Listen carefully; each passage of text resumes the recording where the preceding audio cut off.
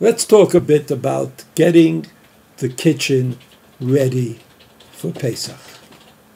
The kitchen is full of places on which we put food all year long.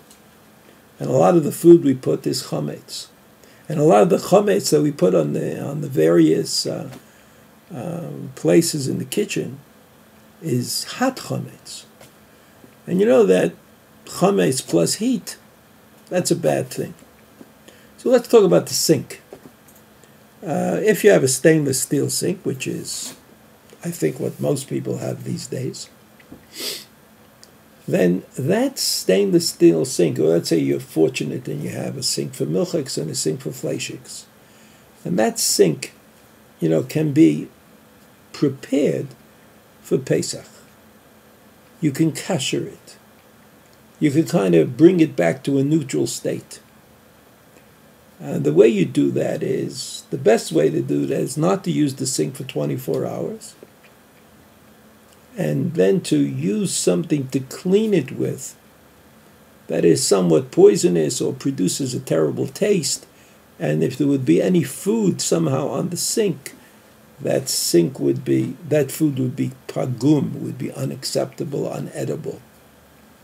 So that even if you had chametz, that chametz wouldn't be real chametz, edible chametz.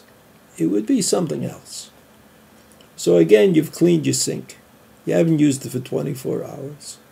And then you pour boiling water on the sink in order to kasher it. Some people, even after doing all of that, because they are not sure that they could do it perfectly or properly, also put a plastic insert into the sink, which they use on Pesach. So that a stainless steel sink is kasher in that way. This is the way we kasher or prepare all of the various tabletops in the kitchen. Now, it's true that it doesn't seem to us that formica absorbs very much, and it probably doesn't. And therefore, after you kind of pour hot water on the formica tabletop or clean it off the same way you cleaned your sink, everything should be just fine. Some people insist that besides the kashering of the formica, it's good to cover it with something. And most people, I think, in this case, are a little nostalgic for the good old days. In the good old days, they didn't have formica, but they did have wood tabletops. And the old wood tends to, over the years, get filled in with cracks and splits. And it really becomes difficult to keep that tabletop perfectly clean of any chametz. And so it makes sense if you have a wooden table, and a wooden table is full of cracks and slits, and etc., that you put something on the table before you use it on Pesach.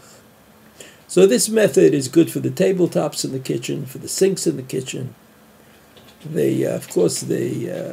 Today, you probably should also clean